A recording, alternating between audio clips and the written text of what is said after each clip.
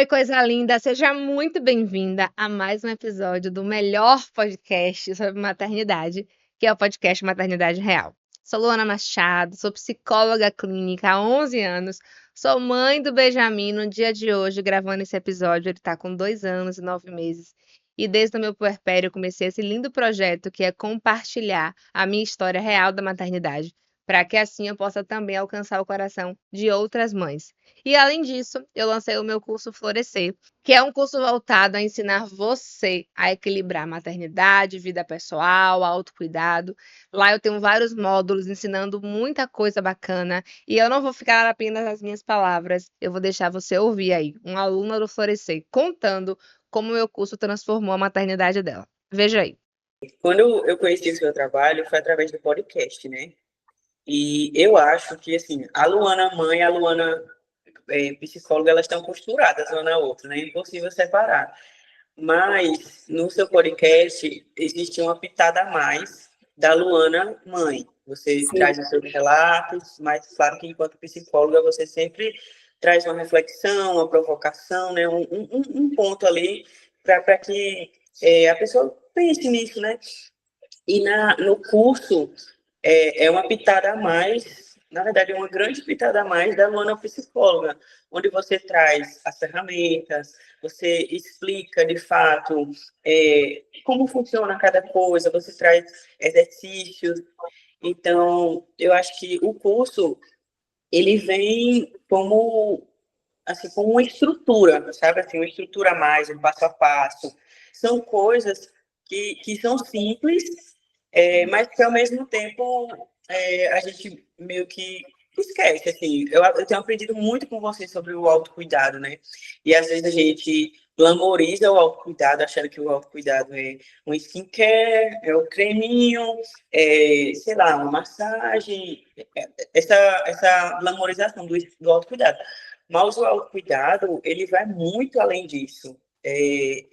São pequenas ações em todos os aspectos da nossa vida, desde uma organização, a você se priorizar, a você conseguir delegar algumas coisas, a você trazer para a rotina coisas que fortaleçam, coisas que somem.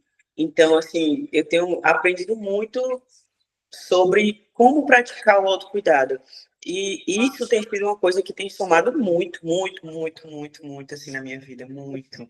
Assim, você não faz ideia, mas você, ó, passa assim, a semana inteira aqui. E hoje, no episódio de hoje, eu quero falar um pouquinho sobre uma ouvinte seguidora que me mandou mensagem lá no Instagram pedindo para eu abordar sobre um tema que gerou muita angústia nela. E qual é a seguinte questão que ela me traz? Ela é professora, ela é pedagoga, ela escolheu por um tempo da vida dela abdicar da vida profissional para se dedicar exclusivamente aos filhos, mas recentemente ela voltou ao mercado de trabalho. E com isso ela ficou com uma grande angústia. Deixo eles no integral na escola, deixo eles em casa com a babá, deixo ele metade do turno com a babá, metade do turno da escola. E aí ela me mandou uma mensagem pedindo, por favor, Luana, grava um episódio falando sobre isso. Ela queria entender quando o Benjamin estar com a babá, se eu estruturo alguma atividade, algum exercício que estimule, porque ela trouxe que, como ela é pedagoga, ela fica muito angustiada com a sensação dos filhos dela estarem com alguma cuidadora, mas não estarem sendo estimulados ao aprendizado, à fala, ao desenvolvimento. E talvez você também já deve ter sentido algum tipo de angústia nesse quesito. E eu já tenho um episódio aqui falando sobre qual a melhor opção, babá ou creche. E eu lembro que eu falei nesse episódio que não tem a melhor opção. Não tem 100% de garantias. E eu vou falar um pouquinho assim como é que funcionou com o Ben, tá? Teve uma babá específica dele que eu fiquei muito mais angustiada nesse quesito porque ela estava grávida. Então, muitas das coisas que eu queria que ela estimulasse bem não era possível porque ela estava, né, grávida. Então, por exemplo, Benjamin foi uma criança que demorou de engatear, demorou de andar, porque na época a babá ela não conseguia estimular. Eu lembro que era angustiante para mim. Ela chegava em casa, ela já carregava ele no colo. Eu falava, mulher, esse menino não tá peito, esse menino do chão. Porque eu entendi que para ela ficar agachando, pegando, era muito mais cansativo por conta da gravidez. Então ela preferia ficar com ele às vezes no colo ou colocar ele no berço. E isso atrapalhou muito o desenvolvimento dele. Então eu comecei a pegar no pé, eu falava, olha, deixa ele no tapete. Eu comecei a mandar vários vídeos na época para ela no YouTube. Como estimular o bebê a engatear, como estimular o bebê a andar. Comecei a fazer várias atividades com ela. Eu lembro que coloquei várias cadeiras da casa, colocava brinquedos nas cadeiras e ia estimulando ele a pegar para ele começar a fortalecer, a ficar em pé. Então, neste período, eu lembro que eu passei algumas atividades para essa babá. Teve uma outra babá também que ficou lá em casa, que eu também mandei para ela algumas atividades de, olha, vamos estimular Benjamin a pintar, fazer isso, fazer aquilo.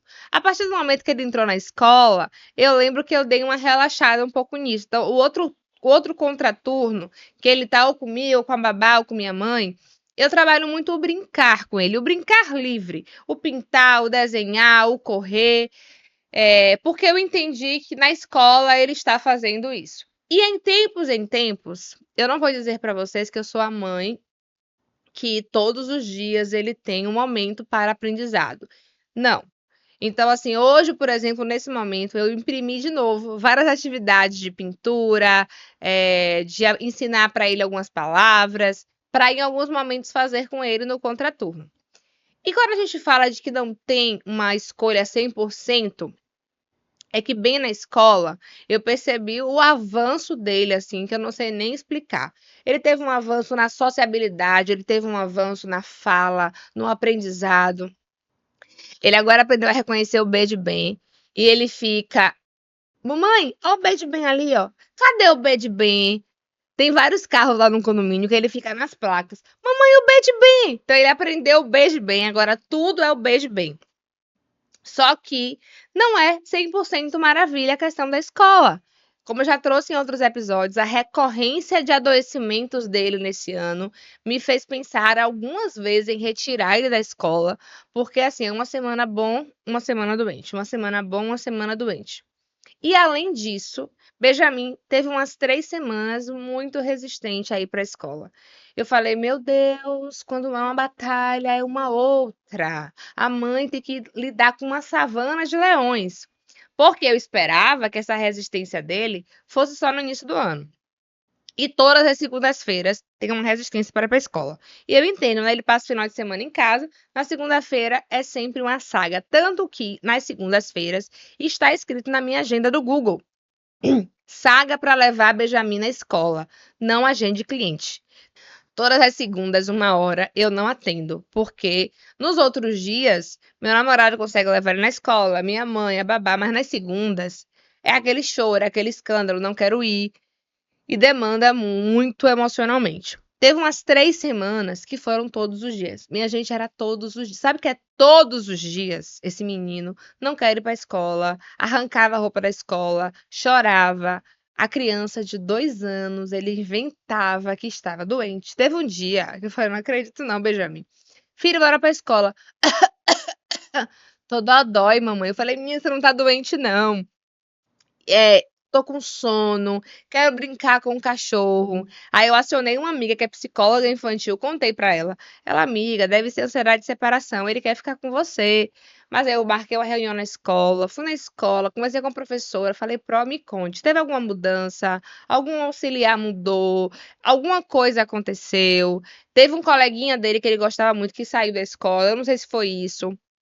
Mas a Pro falou pra mim, mãe, se você não me contasse isso, eu nunca ia imaginar, porque Benjamin chega aqui. É o chorinho, às vezes, no início ali, mas depois brinca. Às vezes, 4 da tarde, ele pergunta: cadê a mamãe? Quero ver a mamãe. Mas já é quase a hora de ir embora e passa. Então, assim, quando eu tô trazendo essa minha experiência, é porque temos a ideia de que a gente vai escolher uma alternativa e gol! Vai dar certo para sempre. Gente, a minha experiência materna me ensinou que não é assim.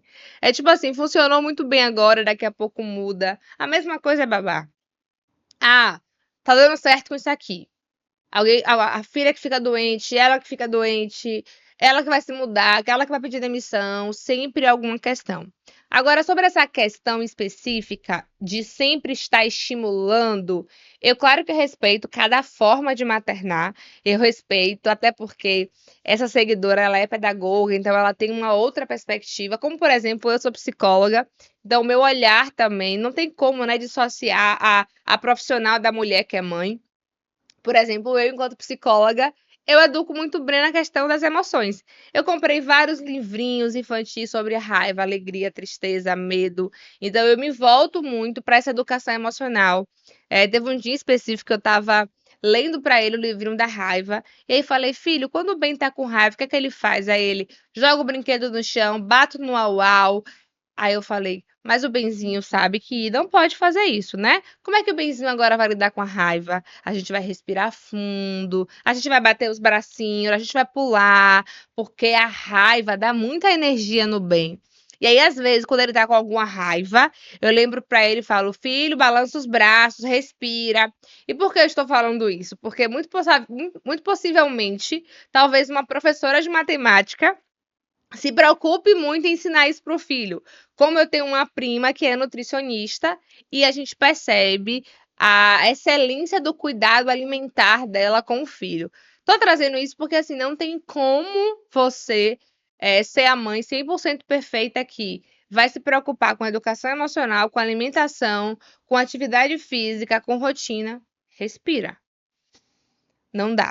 Já entendi que essa perfeição não existe. É você escolher o que é possível nesse momento. Então, por exemplo, agora, neste momento da minha maternidade, eu estou me voltando em quê? Benjamin acabou de receber alta da fono, inclusive minha gente começou a fono por atraso na fala, mas agora disparou a falar. Meu Jesus.